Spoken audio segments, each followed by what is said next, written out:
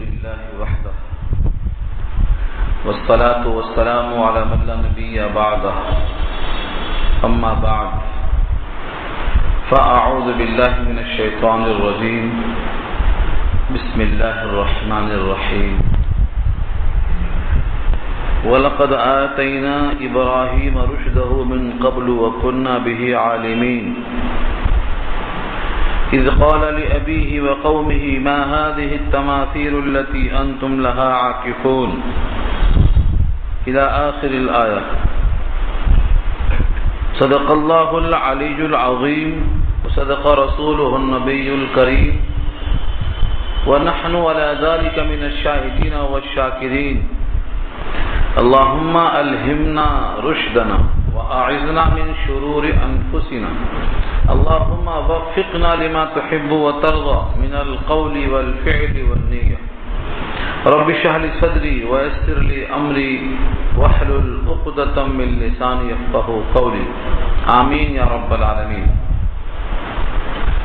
محترم حضرات، معزز سامعین، محترم خواتین، میری ماں اور بہنوں، ملے بھائیوں، پیارے بچوں، آج کی گفتگو کا عنوان ہے سورہ انبیاء 17واں پارہ، 5واں رکوع یہاں سے شروع ہو رہا ہے، سورت کا بھی اور پارے کا بھی. آیت نمبر 50 تک بات ہو چکی تھی. آیت نمبر 51 سے لے کر رکوع ختم تک آج کی گفتگو کا عنوان ہے. اوپر کی آیتوں سے تذکرہ چل رہا تھا کہ یہ قرآن نصیحت ہے، بابرکت ہے، اس کو ہم نے نازل کیا ہے، کیا تم اس کا انکار کرو گے؟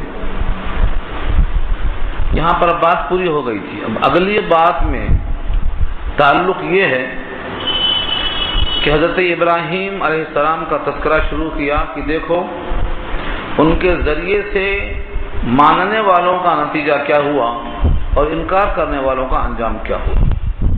اس لیے یہاں سے حضرت ابراہیم کا تذکرہ شروع ہو رہا ہے. یوں تو ابراہیم علیہ السلام کی پوری حیات اسوہ حسنہ میں داخل ہے. قد کانت لکم اسوۃ حسنۃ فی ابراہیم، پوری حیات نمونہ ہے. اس لیے کہیں بچپن کا تذکرہ ہے، کہیں شباب کا تذکرہ ہے. مختلف زندگی کے مختلف حالات الگ الگ بتائے گئے ہیں. ان کی زندگی کی 6 قربانیوں میں سے اہم واقعات کو اللہ نے یہاں نقل کیا ہے. لیکن اس مقام پر خاص طور سے اس وقت کی توحید کے ماننے والوں کا اور نہ ماننے والوں کا انجام کیسا ہوا، یہ دکھانے کے لیے کفار مکہ کو یہ واقعہ سنایا جا رہا ہے. وَإِذْ قَالَ، اللہ تعالیٰ نے جب کبھی کسی واقعے کو نقل کیا ہے تو پہلے مخاطب کفار قریش ہیں، اس کو سامنے رکھ کر کے آپ آیتوں کی طرف توجہ کریں. یوں تو سارے عالم کے لوگ بالعموم اس سے مخاطب بنیں گے، لیکن پہلے مخاطب عرب ہیں. وَلَقَدْ آتَيْنَا، اور البتہ تحقیق دیا ہم نے، ابراہیم کو، رشدہ، ان کا رشد یعنی ان کی ہدایت، ان کی نیک بختی، ان کے شان کے مناسب خوش فہمی، من قبل، اس سے پہلے یعنی حضرت موسیٰ سے پہلے. مکے والوں کو چونکہ حضرت موسیٰ کی طرف، تورات کی طرف جھکاؤ تھا یہودیوں کی وجہ سے، اس لیے فرمایا من قبل، اس سے بہت پہلے. وَكُنَّا بِهِ عَالِمِينَ، اور ہم خوب جانتے تھے. کیا جانتے تھے؟ کہ ابراہیم میں کتنی قوت ہے، کتنی صلاحیت ہے، کتنا استعداد ہے اور کتنا وہ رشد کو حاصل کر سکتے ہیں. یہ ہم خوب جانتے تھے. یعنی اللہ تعالیٰ جب کسی بندے کو کچھ عطا فرماتے ہیں تو اس کی پوری کیفیت اللہ کو معلوم ہے کہ یہ کس قدر اٹھا سکتا ہے، اس میں کتنا تاب ہے، کتنا متحمل ہو سکتا ہے. تو ہم نے حضرت ابراہیم کو اس کی شان کے مناسب خوش فہمی عطا فرمایا تھا اور ہم خوب جانتے تھے کہ وہ اس کے حامل ہیں. اذ قال لأبيه وقومه، جب کہا انہوں نے اپنے والد سے یعنی آزر سے، جس کا ذکر سورہ انعام میں آ چکا، وقومه، اور اپنے باپ کے بعد اپنی قوم سے، ما هذه التماثيل، ما هذه التماثيل، یہ مورتیاں کیا ہیں؟ ما کے معنی کیا اور هذه معنی یہ، اور تماثیل جمع ہے تمثال کی، مورتیاں، مجسمے۔ دار التمثال کہتے ہیں سینما گھر کو، کبھی کبھی دار الخیارہ بھی کہتے ہیں۔ تو دار التمثال یا دار التماثیل، یہ مورتیاں کیا ہیں؟ یعنی ان کی حقیقت کیا ہے، ان کی خصوصیت کیا ہے؟ التی انتم لہا عاکفون، کہ جن پر تم جمے بیٹھے ہو، انتم لہا تم ہو ان کے لیے، عاکفون جمے ہوئے، جس کو دیکھو ان مورتیوں پر بیٹھا ہوا ہے، کوئی ان کے سامنے ہاتھ جوڑ رہا ہے، کوئی ان کے سامنے کھانا پیش کر رہا ہے، یعنی تذلل کی اور عبادت کی مختلف شکلیں ان کے سامنے تم ظاہر کر رہے ہو، جب دیکھو جمے بیٹھے ہو، ان کی آخر حقیقت ہے کیا؟ یہ سوال ابراہیم علیہ السلام نے اپنے قوم سے بھی کیا، اپنے والد سے بھی کیا، اور یہ سوال آج بھی باقی ہے۔ یہ سوال ہم میں سے ہر ایک کو کرتے رہنا ہے تاکہ ان بتوں کی حقیقت ان پر آشکارا ہوتی رہے، یہ نتیجہ نکلتا ہے بریکٹ میں۔ قوم نے کیا کہا؟ قالوا وجدنا آباءنا، کہنے لگے ہم نے پایا ہے ہمارے آبا و اجداد کو، لہا عابدین، اس کی عبادت کرتے ہوئے، لہا مانے ان بتوں کے لیے، عابدین عبادت کرتے ہوئے ہم نے دیکھا ہے، ہم بھی کر رہے ہیں۔ یعنی اصل علت نہیں معلوم، بس عبادت کرتے ہوئے ہم نے دیکھا ہے، وہ ہم بھی کر رہے ہیں، اور ہمارے آبا و اجداد عقل مند تھے، لہذا ان کا یہ عمل عقل مندی کے خلاف نہیں ہو سکتا، لہذا یہ عمل غلط نہیں ہے۔ ہمارے آبا و اجداد عقل مند تھے اور وہ ان کی عبادت کرتے تھے، ان کو دیکھ کر ہم بھی کر رہے ہیں، تو ایک عقل مند کا عمل وہ خراب کیسے ہو سکتا ہے؟ دنیا میں کوئی بھی انسان ہو اپنے آبا و اجداد کو بے عقل تسلیم نہیں کرتا، کوئی بھی ہو۔ قرآن کریم نے کئی مقام پہ کہا ہے اولو کان آباؤہم لا یعقلون شیئا ولا یہتدون، اگرچہ ان کے باپ دادا نہ عقل رکھتے ہوں نہ ہدایت پر ہوں تب بھی فالو کریں گے ان کو۔ یہ قرآن کریم کا انداز بتاتا ہے کہ ہمیشہ آبا و اجداد کا ہر عمل درست ہونا لازم نہیں، کبھی کبھی ان کا عمل بے عقلی والا ہو سکتا۔ اولو کان آباؤہم لا یعلمون شیئا ولا یہتدون، کیا اگرچہ ان کے آبا و اجداد کچھ جانتے نہ تھے، ہدایت پر نہ تھے، تب بھی ان کو فالو کریں گے؟ یہ دوسرا لمحہ۔ تو کبھی کبھی علم نہ ہونا، کبھی کبھی تعقل نہ کرنا، اس کا بھی امکان ہے۔ تو آبا و اجداد کی ہر بات ضروری نہیں کہ وہ درست ہو، اسی لیے اللہ نے مثال میں ابراہیم کو دیا کہ ابراہیم کے والد جو بت پرستی کرتے تھے، بت بناتے تھے، مگر ابراہیم کے ذریعے سے ثابت کروا دیا کہ ان کا یہ عمل درست نہیں تھا، بت شکنی درست تھی، بت گری درست نہیں تھی۔ وجدنا آباءنا لہا عابدین، ان کا جواب سن کر ابراہیم نے کیا جواب دیا، یہی غور فکر کرنا۔ قال لقد كنتم انتم وآباؤكم في ضلال مبين، کہا البتہ تحقیق تم اور تمہارے آبا و اجداد کھلی گمراہی میں ہیں، کھلی غلطی میں۔ تمہاری گمراہی تو یہ ہے کہ تم سمجھے بغیر ان کی اتباع کر رہے ہو، اور ان کی گمراہی یہ ہے کہ ایک بے حیثیت اور ایک مجبور محض مخلوق کو خدائی کا درجہ دے کر بیٹھے ہوئے ہیں، تو دونوں کھلی گمراہی میں ہو، تم بھی تمہارے آبا و اجداد بھی۔ یہ جملہ کہہ دینا کوئی آسان نہیں ہے، اور تنہا ہو کر بھی ساری کائنات کا عقیدہ اس کے خلاف ہے، پھر بھی ایسی بات کہہ دینا کوئی آسان کام نہیں ہے۔ لقد کنتم، تم، انتم و آباؤکم، تم اور تمہارے آبا و اجداد، فی ضلال مبین، کھلی گمراہی میں۔ کبھی قوم نے سنا ہی نہیں تھا آج تک، کیونکہ سب بتوں کی پوجا کرتے تھے، بتوں کے خلاف نہ سنتے تھے، نہ سمجھتے تھے، نہ سوچ سکتے تھے۔ اچانک ایک ایسا شخص جو ابھی نوجوان ہے وہ بتوں کے بارے میں ایسا کہتا ہے تو کہ سب کے سب حیرت میں پڑ گئے، سوال کر بیٹھے کیا تم کچھ حقیقت لائے ہو یا ہم سے مذاق کر رہے ہو، کھلواڑ کر رہے ہو، جس طرح بچے مذاق کیا کرتے ہیں۔ قالوا اجئتنا بالحق، کہنے لگے کیا تم اپنے نزدیک کچھ حق لائے ہو؟ جو ان بتوں کے خلاف باتیں کرتے ہو تمہارے پاس کچھ حق ہے؟ اگر یہ گمراہی ہے تو پھر حق کیا ہے؟ ام انت من اللاعبین، یا ہو تم کھلواڑ کرنے والے۔ لاعبین جمع ہے، لاعب اس کا واحد ہے، لعب ان کے معنی کھیل، کھیل کرنے والے۔ ہمارے عقیدے اور مذہب سے، ہمارے آبا و اجداد کے افعال سے تم کھلواڑ کرتے ہو یا واقعی تم کچھ حق لے کر کے آئے ہو؟ حق کیا ہے؟ ابراہیم نے دو ٹوک لب و لہجے میں پیش کر دیا۔ قال بل ربکم رب السماوات والارض الذی فطرہن، کہا بلکہ تمہارا رب آسمان اور زمین کا رب جس نے ان سب کو پیدا کیا ہے، تمہارا رب کوئی الگ نہیں ہے۔ جو آسمان کا رب ہے، جو زمین کا رب ہے، وہی تمہارا رب ہے، اور اس کی دلیل کیا ہے ربوبیت کی؟ کہ اس نے ان سب کو پیدا کیا۔ فطرہن، فطرہن کے معنی خلقہن، لیکن خلقہ کے بجائے فطرہ استعمال کیا، کیونکہ فاطر کے معنی خالق سے تھوڑا سا ہٹ کر بھی ہیں۔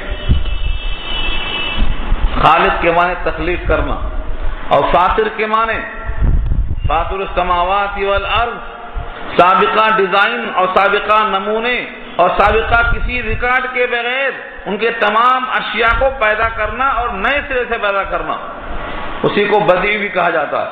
بدیع السماوات یعنی فاطر السماوات۔ اس ایک جملے میں تین باتیں ہیں۔ نمبر ایک، تمہارا رب کوئی الگ نہیں ہے، جو زمین کا رب ہے، آسمان کا رب ہے، وہی تمہارا رب ہے۔ رب کسے کہتے ہیں یہ سورہ فاتحہ میں آپ سن چکے ہیں، جو عدم سے وجود بخشے اور پال کر درجے کمال تک پہنچائے، وہ رب ہے۔ تو جس نے زمین کو پیدا کیا، زمین کا رب، آسمان کو پیدا کیا، آسمان کا رب، اس نے تم کو پیدا کیا، تمہارا بھی رب، تو تینوں کا رب ایک ہی ہے۔ اور اس کے رب ہونے کی دلیل کیا ہے؟ فطرہن، کہ اس نے ان سب کو پیدا کیا۔ معلوم یہ ہوا معبود وہی بن سکتا ہے جو خالقیت کی شان رکھتا ہو، جو مخلوق ہو وہ شان الوہیت کی نہیں رکھ سکتا۔ یہ یہاں ثابت کیا۔ تو ایک ہی جملے میں دعویٰ بھی ہے، دلیل بھی ہے، اور آگے خود اپنے ایمان کا اظہار کرتے ہوئے کہہ دیا وَأَنَا عَلَىٰ ذَلِكُم مِّنَ الشَّاهِدِينَ، اور میں اس بات پر شہادت دینے والوں میں سے ہوں، تم بھی میرے ایمان کی شہادت دے دینا قیامت میں۔ تمہارے سامنے میں اس بات کا اعتراف کرتا ہوں کہ میں بھی شاہدین میں سے ایک ہوں، یعنی بھری محفل میں الوہیت کا اعتراف کرتا ہوں صرف اس ذات کے لیے جو زمین اور آسمان کا خالق ہے، تمہارا بھی خالق ہے، وہی میرا رب ہے اور تمہارا بھی رب وہی ہے۔ وَتَاللَّهِ لَأَكِيدَنَّ أَصْنَامَكُمْ بَعْدَ أَن تُوَلُّوا مُدْبِرِينَ، اور اللہ کی قسم، تاللہ جیسے واو قسم کے لیے آتا ہے، با قسم کے لیے آتا ہے، ایسے ہی تا قسم کے لیے آتا ہے۔ واللہ، باللہ، تاللہ، تینوں کے معنی قسم اللہ کی۔ یہاں قسم کھایا وتاللہ، اور اللہ کی قسم، لَأَكِيدَنَّ، میں ضرور قید کروں گا، یعنی بناؤں گا، تدبیریں کروں گا، اصنامکم، تمہارے بتوں کے لیے۔ اصنام صنم کی جمع ہے، بت۔ بت جب پتھر تراش دیا جائے تو وہ صنم بن جاتا ہے، اور جب تک تراشا نہ جائے تب تک وہ پتھر رہتا ہے۔ شاعر نے طنز کیا ہے، بتو شاباش، کیا کہنے، ترقی اس کو کہتے ہیں، نہ ترشے تھے تو پتھر تھے، تراشے تو خدا ٹھہرے۔ تو یہ ان کی کامیابی ہے۔ تو تراشے ہوئے بت کو صنم کہتے ہیں، جمع اس کی اصنام آتی ہے۔ فرمایا تمہارے بتوں کے ساتھ میں کوئی نہ کوئی تدبیر کروں گا، ان کی درگت کروں گا۔ بعد ان تولوا مدبرین، بعد اس کے کہ تم پیر پلٹا کر چلے جاؤ گے۔ کہاں جا رہے تھے لوگ؟ قوم کا میلہ ہوتا ہے، ہر قوم اپنے اپنے میلے کے لیے شان شوکت، زیب و زینت، عمدہ پوشاک، خوشبو لگا کر چلی جاتی ہے۔ انہوں نے بھی معبد کعبے کو سجایا تھا اور چلے گئے عید میں، ان کو ساتھ لے جا رہے تھے. انہوں نے کہا مجھے ساتھ لے کر مت جاؤ، میں بیمار ہوں، مجھے چھوڑ دو، کیونکہ میرا پروگرام کچھ دوسرا ہے. اس لیے کہا انی سقیم، میں بیمار ہوں. قوم نے سمجھا ہوگا کہ جسمانی بیمار ہیں، اور ان کا مقصد تھا میں روحانی بیمار ہوں. تمہاری حرکت دیکھ کے ایک پتھر کو خدا مان رہے ہو، یہ کیفیت میری قلبی بیماری کے واسطے ہے. تو قوم نے ان کو چھوڑ دیا، چلے گئے سب میلے میں. انہوں نے جملہ جو کہا تھا کہ میں تمہارے بتوں کے ساتھ کچھ نہ کچھ تدبیر کروں گا، ان کی قد بناؤں گا تمہارے پیر سے جانے کے بعد. یہ جملہ کہا بھی ہوگا، یا تو دل میں کہا ہوگا جیسا کہ قتادہ کی رائے ہے، دل میں رکھ لیا، اور اگر زور سے بھی کہا ہو تو دو چار لوگوں نے سنا ہوگا. سب لوگ تھوڑی سن لیتے، کیونکہ پورا مجمع ہے، سب کے سب جا رہے ہیں، اس میں سے دو چار کے کان میں آواز پڑی ہوگی. یہ میں اس لیے کہتا ہوں کہ ابھی ضرورت پیش آئے گی، جب بتوں کو توڑا ہوا دیکھ کر تلاش کریں گے کہ بھائی کس نے ایسا کیا، تو تلاش کرنے کے بعد ابراہیم کا نام لیا جائے گا. تو ابراہیم کا نام کون لوگ لیں گے؟ جو سنیں گے جملے کو، وہ لوگ جا کے مخبری کر دیں گے. ابراہیم نے پورا پروگرام بنا لیا، پوری قوم چلی گئی، معبد قدے کو کھولا، اور جتنے بت رکھے تھے ان تمام کو توڑ دا، ٹکڑے ٹکڑے کر دیا.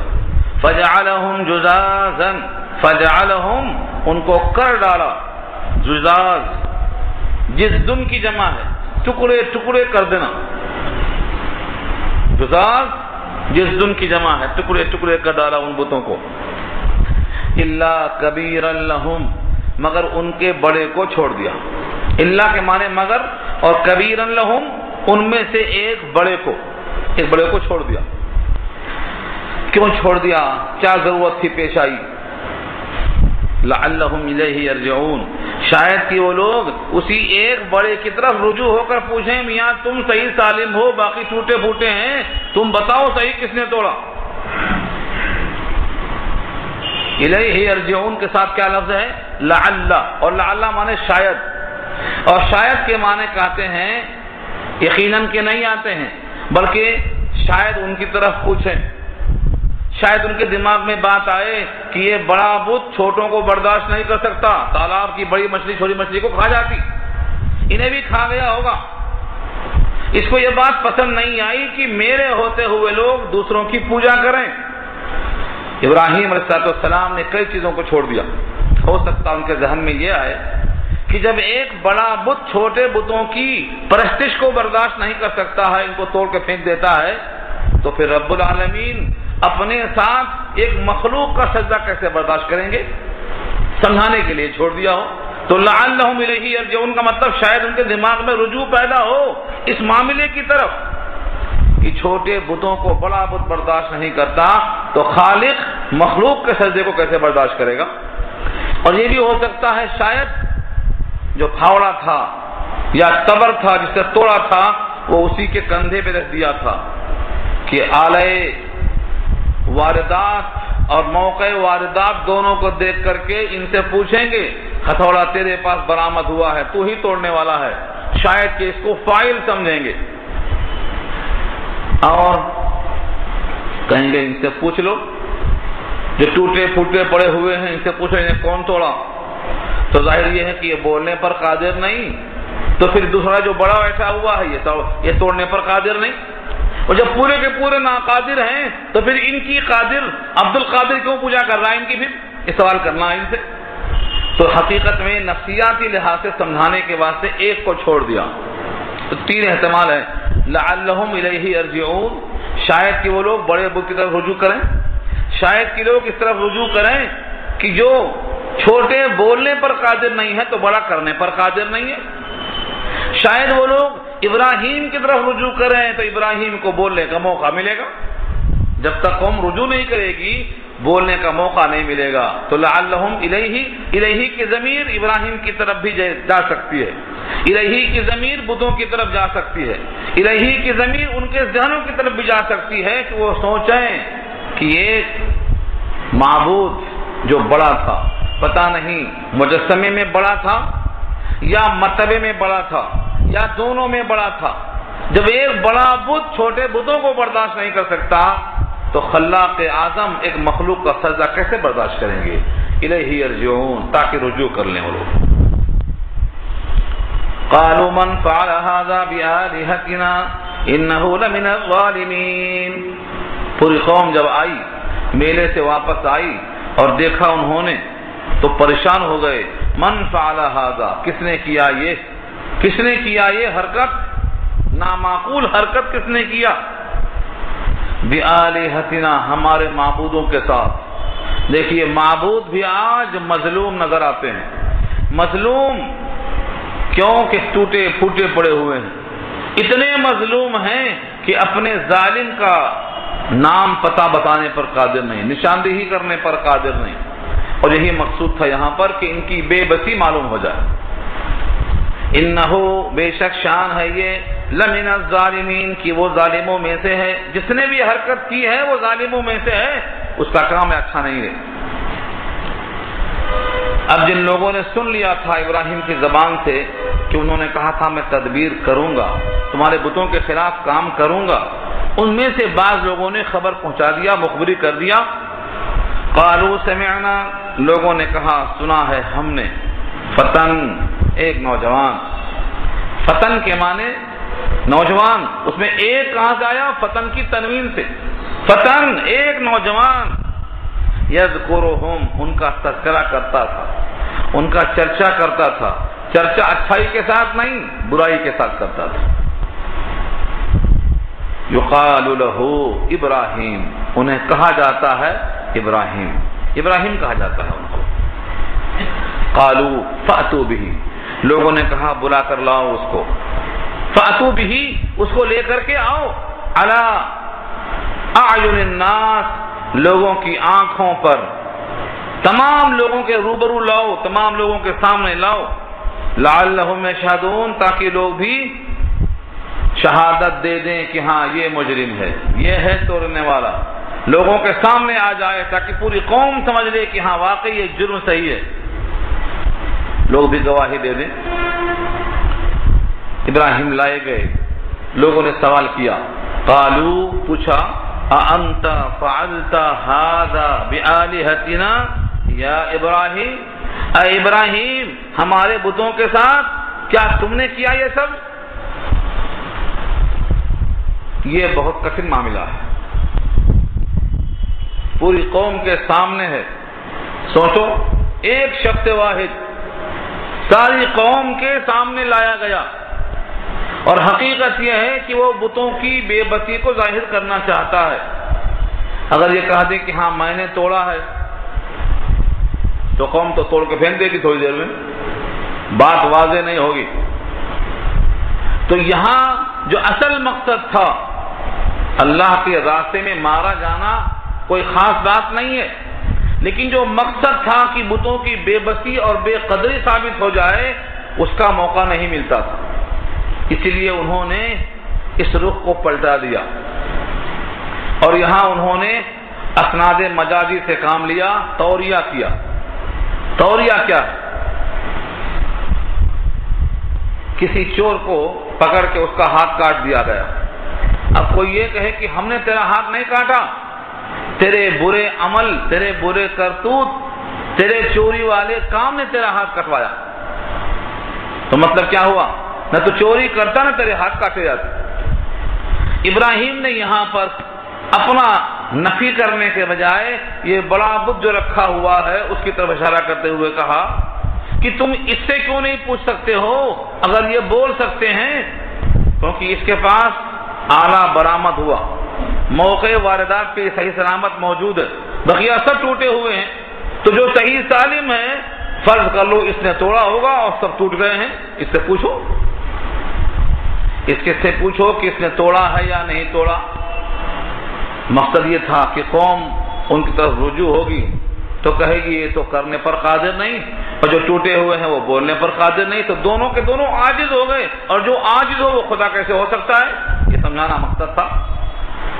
اس کو جھوٹ نہیں کہیں گے، اس کو توریہ کہیں گے، اس کا نام اسناد مجازی ہے۔ لیکن حدیث میں اس کو ابراہیم کی طرف لفظ کذب کہہ کر نسبت کی گئی ہے کہ ابراہیم نے 3 جھوٹ بولے، 3 کذب، 2 اللہ کے لیے اور 1 اپنی ذات کے لیے۔ انی سقیم، میں بیمار ہوں، یہ 1 جھوٹ۔ دوسرا یہ کہ خود توڑنے کے بعد کہہ دیا کہ اس بڑے نے توڑ دیا، دوسرا جھوٹ۔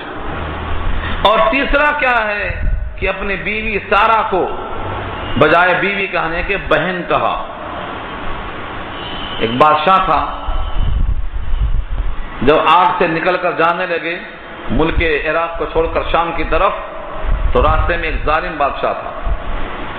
اگر وہ کسی کی بیوی کے ساتھ کسی عورت کو دیکھتا تو اس کو پکڑ لیتا، اس سے غلط کام کرتا، اور اگر معلوم ہو جائے کہ ساتھ میں اس کا باپ ہے یا بھائی ہے تو چھوڑ دیتا تھا۔ اپنی عصمت اور عزت کو بچانے کے لیے اس بادشاہ سے تنہا مقابلہ تو نہیں کر سکتے تھے، اس لیے کہہ دیا کہ دیکھو زمین اور آسمان پر ہم تم دونوں ایمانی بھائی بہن ہیں، ایمان کا رشتہ بہت مضبوط ہوتا ہے، میں نے ان سے بھائی ہی کا رشتہ کہا ہے، تم سے پوچھے تم بھی بھائی ہی کہنا۔ یہ توریہ ہے عصمت و عزت کو بچانے کے لیے۔ یہ 3 کو لفظ کذب استعمال کیا گیا ہے۔ بعض لوگوں نے اس حدیث کا ہی انکار کر دیا ہے کہ ابراہیم جیسے پیغمبر کو ہم جھوٹ کی طرف منسوب نہیں کر سکتے، وہ حدیث ہی کا انکار کر دیا ہے۔ یہ گمراہی ہے، حدیث کا انکار ایسا نہیں کر سکتے۔ حدیث کا انکار کرنے کے لیے کچھ شرائط ہیں، جو حدیث سند کے ساتھ متواتر موجود ہے اس کا انکار کیا جانا ناممکن ہے، لیکن یہاں پر کذب ایسا ہے جیسے سورہ طٰہٰ میں ابھی گزرا، حضرت آدم ان کی لغزش جو اجتہادی تھی، انہیں کیا کہا؟ وَعَصَىٰ آدَمُ رَبَّهُ فَغَوَىٰ، تو لفظ عصا اور لفظ غوا استعمال کیا اللہ نے، حالانکہ یہ نسیان تھا، خود بھول چوک تھی، گناہ کرنے کا پختہ ارادہ نہیں تھا، لیکن بڑوں سے جب چوک ہو جاتی ہے تو اللہ اس کے لیے لفظ عصا اور غوا استعمال کرتے ہیں، بڑوں کی پکڑ سختی کے ساتھ ہوتی ہے۔ اسی وصول پر یہاں بھی اللہ تعالیٰ نے اس توریہ کو، جو کہ حقیقت میں اسناد مجازی ہے لیکن لفظ کذب تعبیر کر دیا ہے، حقیقی کذب نہیں ہے یہ۔ کیوں؟ روایت میں خود موجود ہے کہ 3 جھوٹ اللہ کے لیے بولے، اللہ کے لیے بولے، اور کذب اللہ کے لیے کب ہوگا؟ جب وہ صدق ہو، سچا ہو، کیونکہ جھوٹ کا حکم اللہ نہیں دے سکتے۔ اللہ کے لیے جب کوئی کام ہوگا تو وہ عمدہ کام ہوگا، غلط کام ہو ہی نہیں سکتا۔ تو اللہ کے لیے ہونے کا مطلب یہ ہے کہ وہ کذب نہیں ہے بلکہ اسناد مجازی ہے، اس کا نام توریہ ہے، اور یہ کسی کے ہاں بھی جھوٹ کی قسم میں نہیں آتا۔ ہاں، جو شیعوں کا تقیہ ہے وہ یہاں نہ لا کے ملا دیں، کیونکہ شیعوں کے ہاں تقیہ بالکل جھوٹ کا نام ہے، اور ان کے ہاں جھوٹ سے ہی کام لیا جاتا ہے، اس جھوٹ کا نام وہ لوگ تقیہ کرتے ہیں۔ تقیہ اور توریہ میں فرق ہے، اس کی مثال دے کے میں سمجھاتا ہوں آپ کو۔ تقیہ اور توریہ میں کیا فرق ہے؟ دیکھو یہاں پر انی سقیم کہا، میں بیمار ہوں، سورہ صافات میں آئے گا یہ۔ قوم نے کیا سمجھا؟ جسمانی بیمار ہے، اور آپ کا کیا مطلب تھا؟ میں روحانی بیمار ہوں۔ تو ایک کلام ہے، مخاطب نے ایک معنی سمجھا اور بولنے والے نے ایک معنی سمجھا، اس کا نام توریہ ہے، اس کا نام اسناد مجازی ہے، یہ بالکل درست ہے۔ ٹھیک یہاں بھی قوم نے سمجھا کہ ابراہیم نے یہ کہا کہ بڑے بت نے توڑا ہے، توڑنے والا یہ بت ہے، گویا اس میں توڑنے کی فاعلیت کی صلاحیت ہے اس میں، اور جن کو توڑا ہے ان میں بولنے کی صلاحیت ہے، ذرا ان سے پوچھ لو، اور انہوں نے ایسا کیوں کیا ان سے معلوم کر لو۔ تو ان کی طرف نسبت کیا ہے؟ مجازی نسبت ہے۔ اگر یہ بت بڑا نہ بنتا، اپنے آپ کو خدا نہ کہلواتا، تو میں ان کو توڑنے کی ضرورت نہیں کرتا، اس کا بڑا پن مجھ کو مجبور کر رہا تھا توڑنے کے لیے۔ یہ ہے اسناد مجازی۔ تیسرا واقعہ عصمت اور عفت کا تھا۔ اللہ نے خود حکم دیا ہے کہ کبھی کبھی ایسے موقع پر توریہ کیا جا سکتا ہے، یعنی اس نے جو سمجھا بہن تو حقیقی بہن سمجھا، اور مطلب یہ تھا کہ میں ایمانی بھائی بہن ہوں، اور ایمان کے اعتبار سے بھائی بہن ہونا قرآن کریم کی آیت موجود ہے کہ مومن مومن کا بھائی ہے۔ جب مومن مومن کا بھائی ہے تو ایک مومنہ مومن کی بہن ہے، انما المؤمنون اخوہ، قرآن کی آیت موجود ہے۔ تو اس طرح سے اس کا نام توریہ ہے، اسناد مجازی ہے، لیکن کذب کا اطلاق کیا ہے بڑے اونچا مقام ہونے کی وجہ سے۔ لفظوں کے ساتھ پھر دیکھیں، قال بل فعله كبيرهم هذا فاسألوهم إن كانوا ينطقون۔ قال بل فعله، کہا بلکہ کیا ہے اس کو، میں نے نہیں کیا ہے یہ نہیں کہا، میں نے نہیں کیا ہے یہ جملہ ہے نہیں، بلکہ اس کو کیا ہے کبیرہم ھذا، اس کے بڑے نے، اس نے، فاسألوہم، ان سے پوچھو، ان کانوا ینطقون، اگر یہ بول سکتے ہیں تو ان سے پوچھ لو۔ پوچھنا کس سے ہے؟ جو ٹوٹے پھوٹے پڑے ہوئے ہیں کہ کس نے توڑا، اور جس کے پاس تھوڑا ہے اس میں توڑنے کی صلاحیت ہے کیا، ان سے پوچھ لو۔ پوری قوم نے سوچا اور اپنے آپ میں لوٹ کر رجوع کیا۔ کہاں لوٹے؟ فرجعوا الی انفسہم، وہ لوگ اپنے جی میں سوچنے لگے۔ رجعوا الی انفسہم، اپنے جی کی طرف لوٹے، یعنی خود سوچنے پہ مجبور ہو گئے۔ فقالوا، اور کہنے لگے اپنے آپ سے، انکم انتم الظالمون، بے شک تم لوگ ہی ہو ظالم، کہ ایسے عاجز کو معبود سمجھتے ہو جو بول نہیں سکتا، جو بتا نہ سکتا ہو کہ کس نے توڑ دیا، تم ایسوں کو معبود سمجھتے ہو۔ یہ دل میں پشیمانی ہوئی۔ ثم پھر نکسوا علی رؤوسہم، اوندھے ہو گئے اپنے سروں پر، یعنی سر کو جھکا لیا شرمندگی کے مارے، شرمندہ ہو کر سر کو جھکا لیا، اور ابراہیم سے مخاطب ہو کر بولتے ہیں لقد علمت، تم کو تو خوب معلوم ہے، لقد علمت، تم تو خوب جانتے ہو، ما ہؤلاء ینطقون، کہ یہ لوگ نہیں ہیں بولتے، یہ لوگ بولتے نہیں ہیں، یعنی بول نہیں سکتے، بولتے نہیں ہیں کا مطلب بول نہیں سکتے۔ ابراہیم کو پورا موقع مل گیا، یہی چاہتے بھی تھے وہ کہ ان کی جو حیثیت ہے وہ ظاہر ہو جائے۔ قال افتعبدون من دون اللہ، کہنے لگے کیا پس تم لوگ عبادت کرتے ہو اللہ کے علاوہ کی، ماں ایسی چیزوں کی، لا ينفعکم شیئا، جو تم کو نفع نہ دے کچھ بھی، ولا یضرکم، اور تم کو نقصان بھی نہ پہنچا سکے، یعنی اگر تم عبادت کرو تو تم کو نفع نہ دے، اور اگر تم اس کی عبادت نہ کرو تو تم کو نقصان بھی نہ پہنچائے، ایسوں کی تم عبادت کرتے ہو۔ لا ينفعکم میں آگے شیئن جو لائے ہیں، شیئن میں تنوین ہے، اور تنوین برائے تقلیل ہوتی ہے نکرہ کے لیے، یعنی یہ تمہیں نفع دینے پر کچھ بھی کسی طرح قادر نہیں ہے، ذرہ برابر نفع نہیں دے سکتے اگر تم بندگی کرتے رہو، اور ولا یضرکم، اور اگر تم کبھی بھی ان کی پرستش نہ کرو تو تم کو ضرر پہنچانے پر قادر نہیں ہے کچھ بھی۔ اف لکم، تف ہے تم پر، افسوس ہے تم پر، ہمارے اردو میں تف بولتے، اس کو عربی میں اف بولتے، اف لکم، تم پر تف ہے، وَلِمَا تَعْبُدُونَ مِن دُونِ اللَّهِ، اور ان پر بھی تف ہے جن کو تم پوجتے ہو اللہ کے علاوہ سے۔ افلا تعقلون، کیا تم کو اتنا بھی عقل نہیں ہے کہ تم غور و فکر کر لو کہ تم تو زیادہ اس کے مقابل میں طاقتور ہو، اس کے مقابل تم خود قدرت والے ہو، اس کے مقابل تم بولنے والے ہو، اس کے مقابل تم کرنے والے ہو، تم میں فاعلیت کی طاقت ہے، تم میں بولنے کی طاقت ہے، تم میں ان کو بنانے کی طاقت ہے، ان میں تو بولنے کی طاقت نہیں، کرنے کی طاقت نہیں، سننے کی صلاحیت نہیں، وہ تو مجبور محض ہیں، تم اتنا بھی عقل نہیں رکھتے ہو کہ ان کی پوجا کرتے ہو۔ افلا تعقلون۔ اس تقریر کے بعد قوم کے پاس کوئی جواب نہیں، اور حق یہی ہے، توحید کے بعد جواب کیا ملے گا ان کو؟ بتوں میں واقعتاً نہ سننے کی طاقت ہے، نہ فاقی نہ ضرر کی طاقت ہے، بتوں میں کسی قسم کی نہ قوت ہے نہ قوت تسخیر ہے، تو یہ تو بات درست ہے۔ تو پوری قوم نے مل کر کیا کہا کہ دیکھو اس بچے کی بات کا جواب تو ہم نہیں دے سکتے، ہاں اپنے بتوں کی کچھ مدد کرنا چاہتے ہو تو اس کو جلا کر ختم کر دو، نہ رہے بانس نہ بجے بانسری۔ یہ آج بھی چلا رہا ہے، جب لوگوں کے پاس دلیل نہیں ہوتی تو آستین چڑھا کر ختم کر دو بولتے، ختم کر دو، ختم کر دینا دلیل نہیں ہے، بلکہ جس کو تم ختم کریں گے وہ تو زندہ جاوید بن جائے گا، اس کی زندگی شہیدوں کی زندگی ہو جائے گی، اس کا مقام بہت اونچا ہو جائے گا۔ شہادت کا مرتبہ کتنا اونچا ہے سورہ یاسین میں دیکھو۔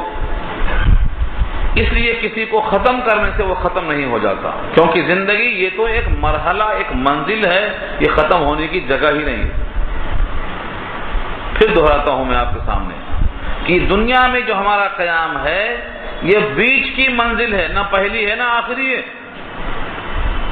ہم تو آدم کے صلب سے چلے ہیں، آبا و اجداد کی صلب سے نکلے ہیں، ماؤں کے رحم سے نکلے ہیں، اب زمین کی پیٹھ پہ ہیں، آئندہ زمین کے پیٹ میں ہوں گے، پھر موقف حساب میں ہوں گے، پھر جنت یا جہنم میں ہوں گے۔ تو یہ تو ہماری منزلوں میں سے ایک منزل ہے، ختم کہاں سے ہو جائے گا؟ ہاں منتقل ہو جائے گا، اس جہان سے اس جہان میں منتقل ہو جائے گا، ختم کرنے والا کوئی نہیں۔ یہ پرندہ ختم ہونے والا ہے ہی نہیں، جسم فنا ہو سکتا ہے، روح فنا نہیں ہو سکتی ہے۔ پوری قوم نے مل کر کہا کہ اس کو جلا دو، قالو لوگوں نے کہا حرقوہ، اس کو جلا دو، وانصروا آلہتکم، اور مدد کرو اپنے معبودوں کی۔ دیکھو معبود ہیں لیکن مدد کے محتاج ہیں، ان کو اٹھا کر رکھیں گے تو رکھے جائیں گے۔ کتا پیشاب کرتا ہے تو آپ نہ ہکا لیں تو وہ کتے کو منع نہیں کر سکتے۔ چڑھاوے کا مال مکھیاں لے کر بھاگتی ہیں تو یہ مکھیوں سے چھیننے پر قادر نہیں۔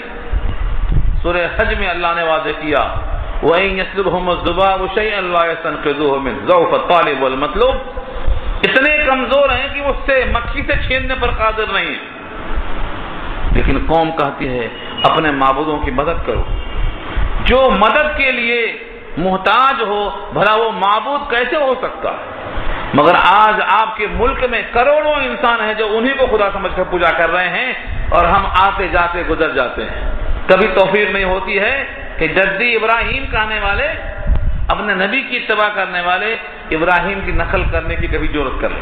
کبھی ہم بھی تو کہیں کہ ان بتوں کی پوجا کیوں کرتے ہو، اس میں کیا خاص بات رکھی ہوئی ہے؟ ان بتوں میں کوئی صلاحیت نہیں ہے، یہ ایسا دیکھتے ہیں جیسا کہ واقعی تم کو دیکھ رہے ہیں، حالانکہ وہ دیکھنے پر بھی قادر نہیں۔ تو مدد کرو اپنے معبودوں کی، اگر تم کچھ کر سکتے ہو تو جلا دو ان کو۔ قوم نے جلانے کے لیے، حدیثوں میں تو بہت لمبی تفصیل آئی ہے، پوری قوم نے پورا ہفتہ پورا مہینہ لکڑیاں جمع کی، اور بعض لوگ تو منت مانتے تھے میرا یہ کام ہو گیا تو ابراہیم کے لیے لکڑیاں جلانے میں اتنا کام، اتنا پیسہ، اتنا لکڑی لگاؤں گی، منتیں مان رہے ہیں۔ ہفتوں تک لکڑیوں کو جلاتے رہے، دھونکتے رہے، یہاں تک کہ اس کی آگ اتنا اوپر چلی گئی کہ اوپر سے کوئی پرندہ اڑ نہیں سکتا، اگر اڑنے کی کوشش کیا تو جل کے گر جاتا اس میں۔ آگ تیار ہے، ایک انسان کے لیے اتنے لوگ آگ تیار کر کے بیٹھے ہیں۔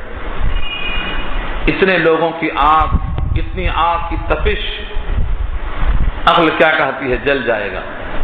یہ تو ہے نمرود کی آگ تیار ہے، بے خطر کود پڑا آتش نمرود میں عشق، عقل ہے محب تماشائے لبے بام ابھی، عقل کہتی ہے کہ جل جائے گا، لیکن عشق کہتا ہے تیرا کچھ نہیں ہوگا۔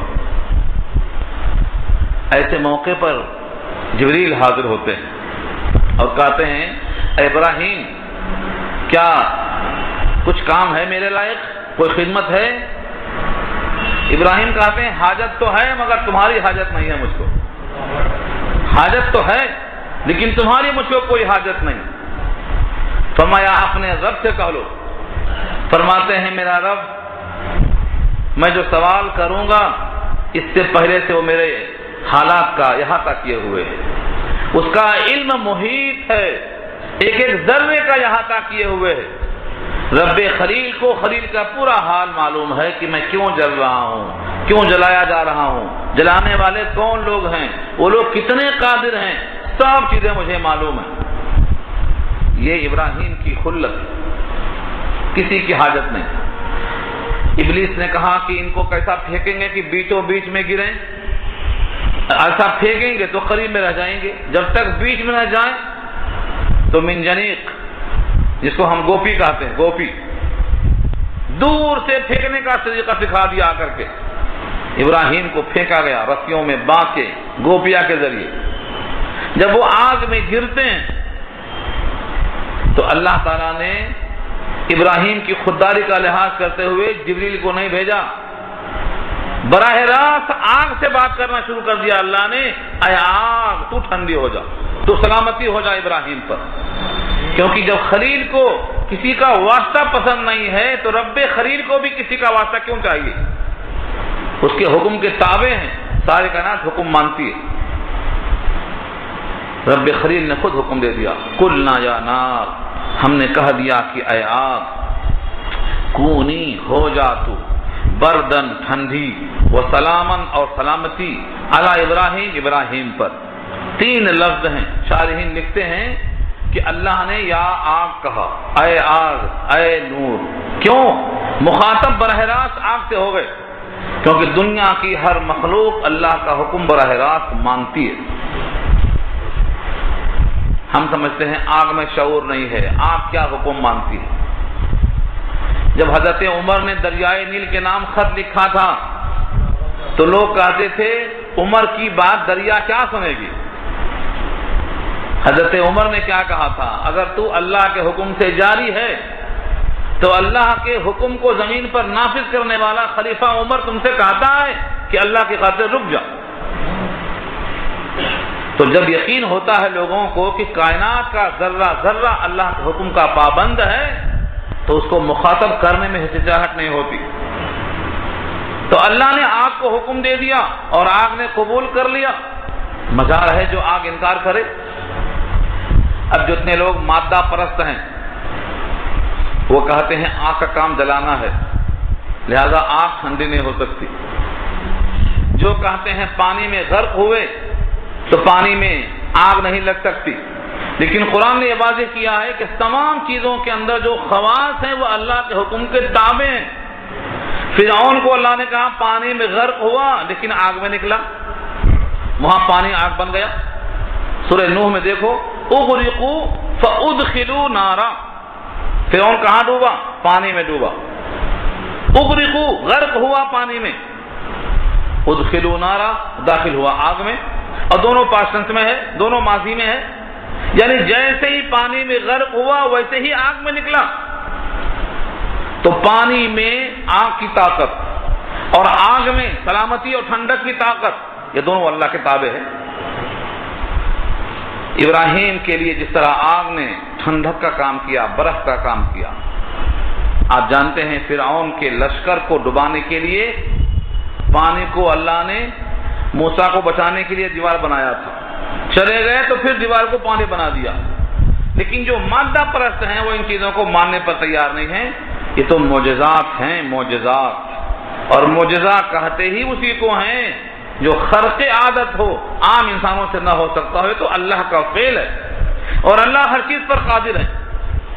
معجزہ کہتے ہی اسی کو ہیں جو سب کو عاجز کرنے والا ہو، سب جو کام نہ کر سکیں. ابراہیم کو اللہ نے آگ میں ڈال دیا. اللہ کے بندے کو آگ میں ڈالا گیا.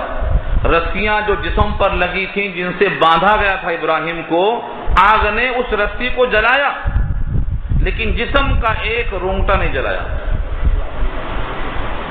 اس لیے کہا یا نار کونی بردن، ٹھنڈی ہو جا. سارے کہتے ہیں اگر ٹھنڈی صرف بردن کہہ دیتے تو ٹھنڈک کا عذاب ہو جاتا، برف ہو جاتا. آگے کہا سلام، ٹھنڈک میں بھی سلامتی ہو، ٹھنڈک بھی معتدل ہو. آپ کا اے سی چل رہا ہے، زیادہ ہو گیا تو سر میں درد ہو جاتا، سر میں آپ کے پکڑ لیتا تو زیادہ ٹھنڈک بھی تکلیف دہ ہو جاتی. تو کیا کہا؟ سلام ہو، سلامتی کے ساتھ ٹھنڈی ہو جا.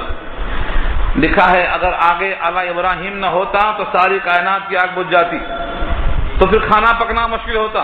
اللہ نے اعلی ابراہیم کی شرط لگایا، صرف ابراہیم پر ٹھنڈی ہونے کا حکم دیا اللہ نے. اللہ کا حکم ہر چیز تسلیم کرتی ہے اور مانتی ہے. اگر کوئی انکار کرنے والا ہے تو انسان کا ایک حصہ ہے. کچھ انسان ہیں جو انکار کرتے ہیں کیونکہ اللہ نے ان کو اختیار دے رکھا ہے. ابھی امتحان ہے، جو چاہے لکھو. ابراہیم کتنے دن تھے؟ بعض لوگوں نے 7 دن کہا ہے. آگ میں 7 دن رہے. بعض لوگوں نے اور تعداد لکھی ہے، لیکن یہ صاف تاریخی بات ہے، اس پر کوئی روایت صحیح ڈھنگ کی نہیں ملتی، تاریخی بات ہے. ہاں اتنی باتیں ہیں، ان سے پوچھا گیا کہ دنیا میں سب سے راحت کے دن کون سے گزرے، تو فرمایا جس کو لوگوں نے سمجھا تھا مشقت کا دن، یعنی آگ میں رہنے کا دن. براہ راست اللہ کی طرف سے ان کو دلوں کا چین نصیب تھا، غذائیں نصیب تھیں. ابراہیم تو کہتے تھے جب میں بھوکا ہوتا ہوں میرا رب مجھے کھلاتا ہے پلاتا ہے، بیمار ہوتا ہوں تو شفا دیتا ہے. الذی هو یطعمنی ویسقین واذا مرضت فهو یشفین والذی یمیتنی ثم یحیین والذی اطمع ان یغفر لی خطیئتی یوم الدین. انہوں نے رب کی تعریف ہی کی ہے، تو بھلا وہاں تو خاص طور سے اللہ کی خاطر پھینکے گئے تھے، بھلا وہاں کھلانا پلانا کیوں نہیں ممکن ہوگا؟ تو ابراہیم بڑے سکون کے ساتھ گزارتے ہوئے حکم ہوا کہ جس جہاں پر لوگ جان لینے پر تیار ہو جاتے ہیں اس جگہ کو چھوڑ دینا ہے. اب یہاں سے ہجرت کر گئے، ملک عراق کو چھوڑ کر ملک شام کی طرف چلنے لگے. یہاں سے اشارہ اسی کی طرف ہے. وَأَرَادُوا بِهِ كَيْدًا فَجَعَلْنَاهُمُ الْأَسْفَلِينَ. لوگوں نے ارادہ کیا ان کے ساتھ داؤں کا، برا کرنا چاہا. فَجَعَلْنَاهُمْ تو ہم نے کر ڈالا ان کو الْأَخْسَرِينَ، خسارے سے اخسر، اس کی جمع خاص اخسرین، ناکام کر دیا ہم نے. ان کی تدبیریں ضائع ہو گئیں، ابراہیم کا کچھ بھی نہیں بگاڑ سکے. ابراہیم وہاں سے نکل کر بڑے سکون سے سلامتی کے ساتھ باہر آ گئے. آپ کے بھتیجے لوط علیہ السلام، جو آپ کے بھتیجے تھے لوط علیہ السلام، جو آپ کے ساتھ تھے، قوم ان کی بھی مخالف تھی. ان کو ساتھ لے کر قوم صدوم کی طرف آ گئے. قوم صدوم ایک بستی ہے، بلکہ 6-7 بستیوں کا ایک گاؤں تھا، اس کا نام صدوم تھا. 6 کو اللہ نے اوندھا کر دیا، اوپر لے جا کر کے پلٹا دیا.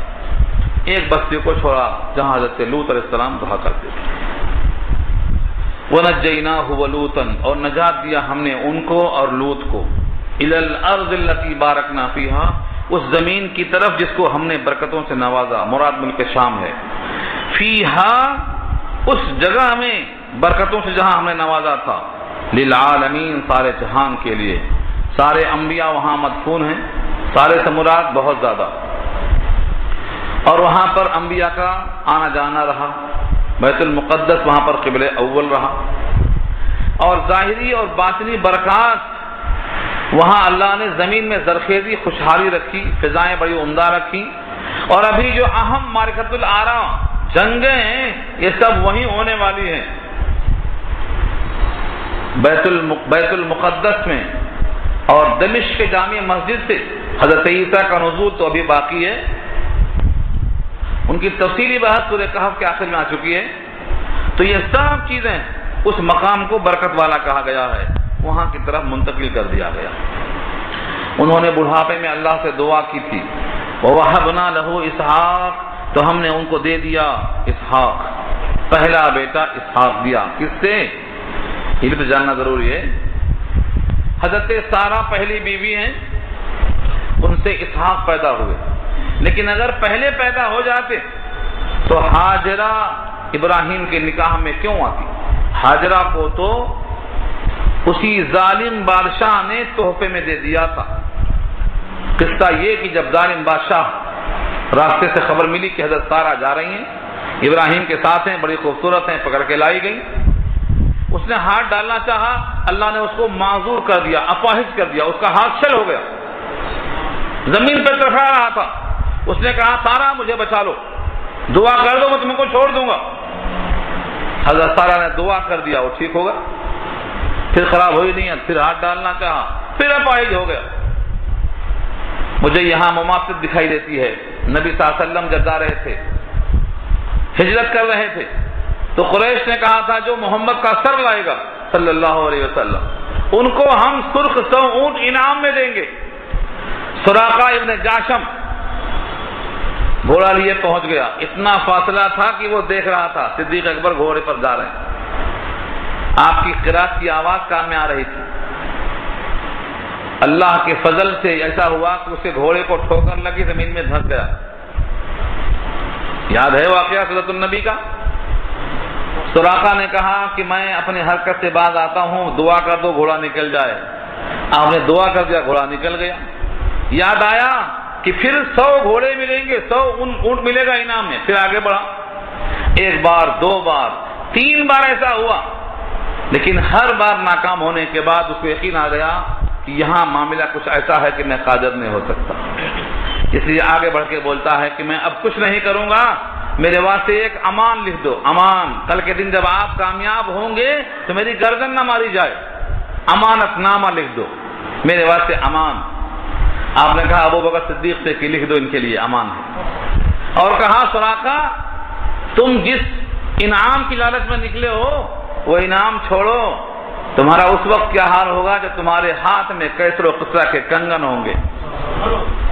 تو اس وقت سراقہ سوچ نہ سکتا تھا کہ جس کے سر لانے کو میں نکلا ہوں وہ مجھے کنگن سونے کا پیش کر رہا۔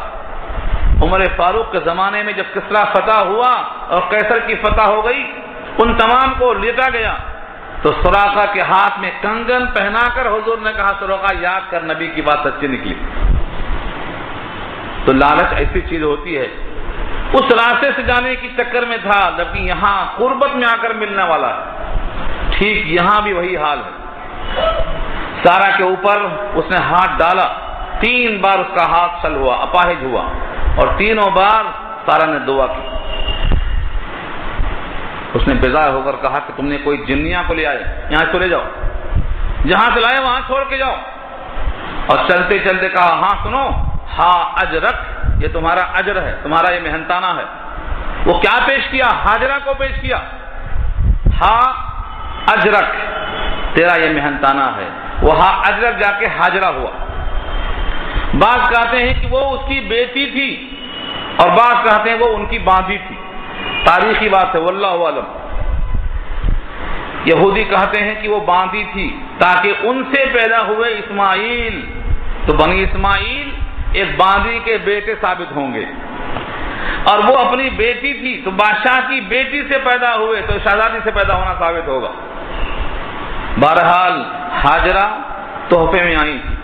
حضرت سارہ نے کہا مجھ سے تو اولاد نہیں ہوئی، یہ میں آپ کو تحفہ کرتی ہوں۔ اللہ تعالیٰ نے ہاجرہ سے اولاد عطا فرمائی جس کا نام اسماعیل ہے۔ پیدا ہوتے ہی ان کو لے جا کر چھوڑنے کا حکم ہوا تھا۔ زمزم کا پانی نکلا ان کے پاؤں کی ایڑ سے، 13 سال کے بعد ہو گئے تو ماں کے ساتھ چھوڑنے کا حکم ہو گیا، قربانی کا واقعہ پیش آیا۔ تو اسماعیل ہاجرہ سے پیدا ہوئے اور اسحاق علیہ السلام سارہ سے پیدا ہوئے۔ جتنے بعد کے نبی ہیں وہ اسحاق سے پیدا ہوئے، اسحاق سے یعقوب پیدا ہوئے، یعقوب سے یوسف پیدا ہوئے، تمام سلسلہ نبوت وہاں چل پڑا۔ لیکن بنی اسماعیل میں صرف اور صرف سید الانبیاء پیدا ہوئے بحیثیت نبی کے۔ یہودیوں کو یہ بھی برداشت نہیں ہے کہ ان میں ایک نبی بھی پیدا ہو۔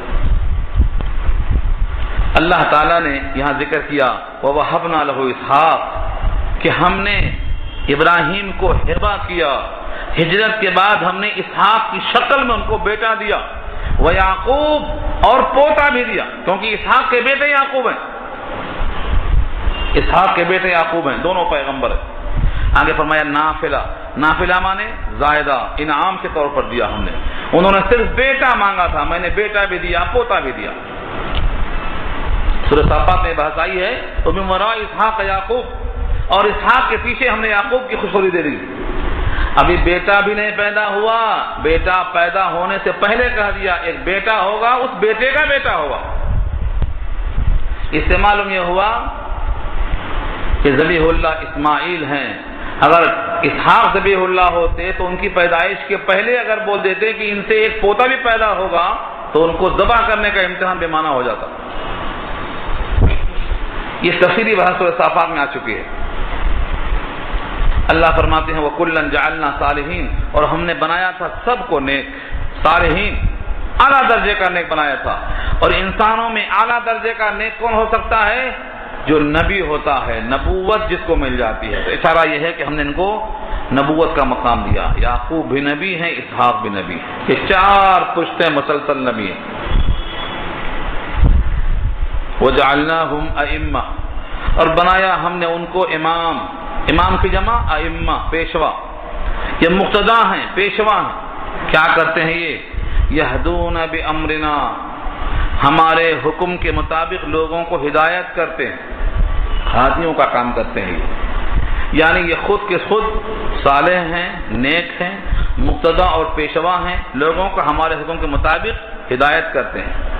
وَأَوْحَيْنَا إِلَيْهِمْ فِعْلَ الْخَيْرَاتِ، اور ہم نے ان کو حکم بھیجا ہے نیکیوں کے کرنے کا، تمام نیکیوں کا کام کرتے رہتے ہیں. وَإِقَامَ الصَّلَاةِ، نماز قائم کرنے کا، ایتاء الزکات، زکات دینے کا. وَكَانُوا لَنَا عَابِدِينَ، اور تھے وہ ہمارے عبادت گزار بندے. تو 3 باتیں آ گئیں. نمبر 1 صالحین تھے، نبوت کا اشارہ ہے. نمبر 2 امام تھے، پیشوائی کا، قیادت کا اور ساری امت کی رہنمائی کا اشارہ ہے.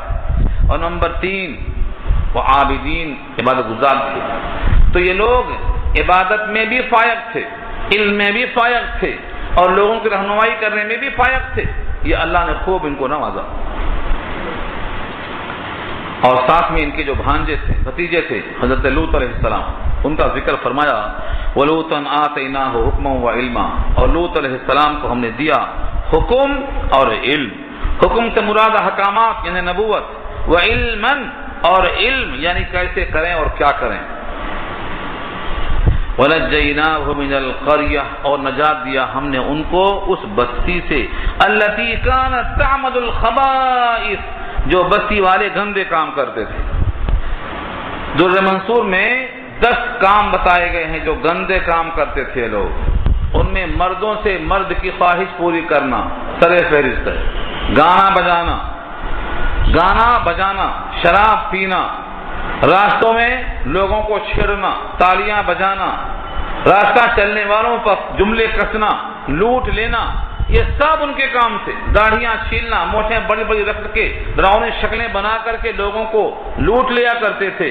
10 کام بتائے، ان میں سر فہرست کام یہ ہے کہ مردوں سے مرد کی خواہش پوری کرنا.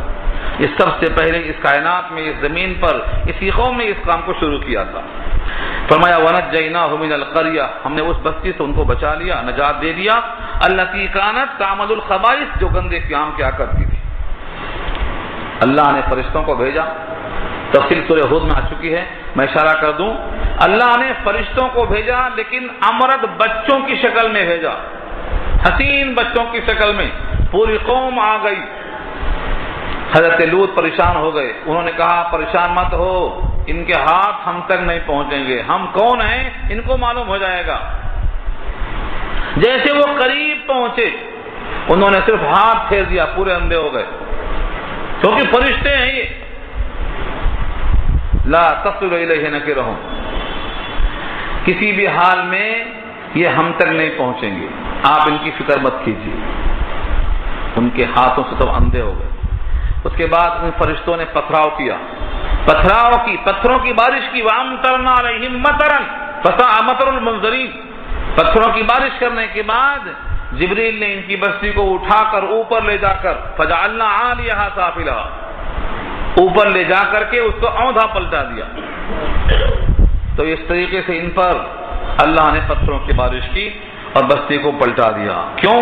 انہم کانوا قوم سوء فاسقین، بے شک یہ لوگ ایسی قوم تھے جو فاسق تھے، بدکار تھے، بڑے بدذات تھے، اپنی فطرت میں گندے کام کیا کرتے تھے، نہ نبی کی بات مانتے تھے نہ نبی کی اتباع کرتے تھے. وَأَدْخَلْنَاهُ فِي رَحْمَتِنَا، اور لوط علیہ السلام کو داخل کر دیا ہم نے اپنی رحمت میں. انہ من الصالحین، کہ بے شک وہ بڑے نیکوں میں سے تھے. ایسے موقع پر اللہ نیکوں کو فراموش نہیں کرتے بلکہ ان کے لیے بڑا عزت و احترام کا معاملہ کرتے ہیں. یہاں تک بات پوری ہو گئی. آگے پھر حضرت نوح کا تذکرہ آئے گا، ان کی قوموں کا تذکرہ کیا جائے گا. دعا کر لیجیے.